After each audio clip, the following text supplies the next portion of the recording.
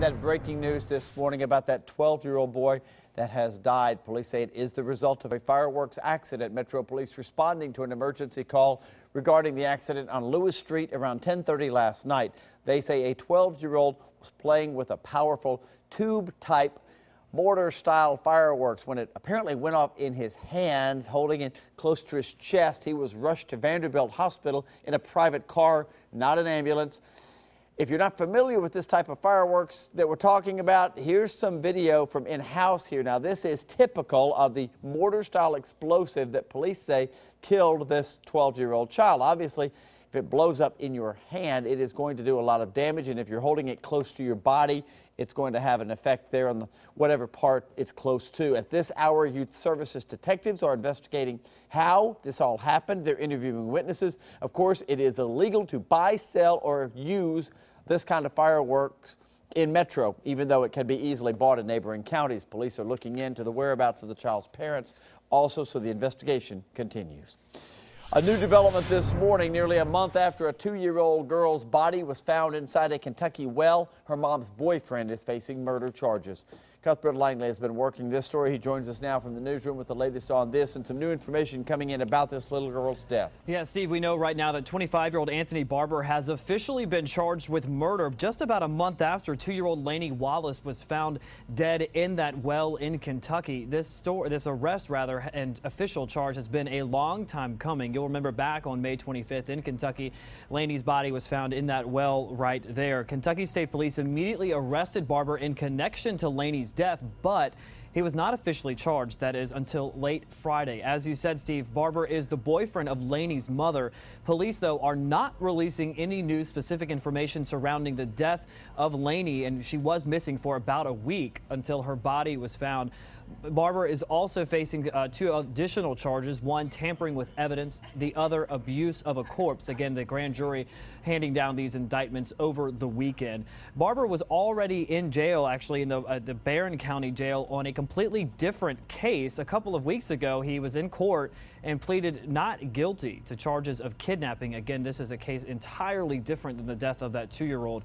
At this point, it's unclear when Barbour will be in court to officially be arraigned on these charges, but we are working with officials up in Barron County, and we'll bring you that information as soon as we do get it. But again, Anthony Barbour now charged with murder more than a month after that 2-year-old was found dead in that well. We're back to send it back to you guys upstairs. All right, thank you very much. Drunk, armed, and apparently threatening to kill his own baby. This morning, a father is behind bars and facing a long list of charges. Trigg County deputies say the chaos started after Armando Villarreal threatened to harm his 4-month-old child Saturday night. Now, the Kentucky New Era reports that when deputies arrived, he sped off in his truck, crashed in a cornfield, and then just took off running. After a 5-hour manhunt, he was found hiding in a nearby bar. The 23-year-old facing multiple charges, including assault and DUI. A possible police standoff put a neighborhood on lockdown in West Nashville. We're told a woman and her daughter were in the backyard of their Crowley Drive home when they thought they heard someone inside, and when they tried to open their door, they were locked out. Police searched the home, but it's unclear if they found anyone inside. A search for a killer continues this morning after a Mennonite man was killed in a violent home invasion. Kentucky State Police say family members found the body of Amos Yoder inside his rural Todd County home yesterday morning. His 79-year-old wife Marjorie was seriously injured and rushed to the hospital. We're told she's now in stable condition. Details still limited, but investigators say it looks like someone broke into the couple's home on Old Trenton Road either late Saturday night or early yesterday morning. Yoder was a respected elder in the Mennonite community there. As soon as we get more information today, we will pass that along to you.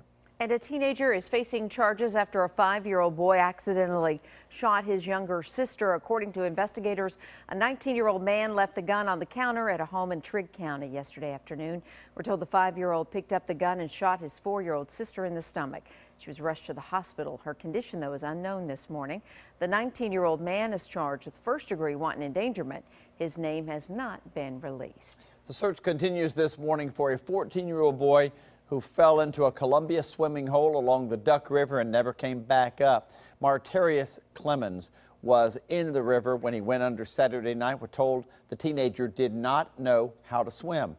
Crews looked for him yesterday but could not find him. The murky waters and the strong current making the search efforts very difficult. Throughout today, we're utilizing 2 of our specialized boats with side scan sonar, and also with TWRA assisting. Sheriff's Department, they have a jet ski out. So we have 4 watercraft on the river searching for the young man.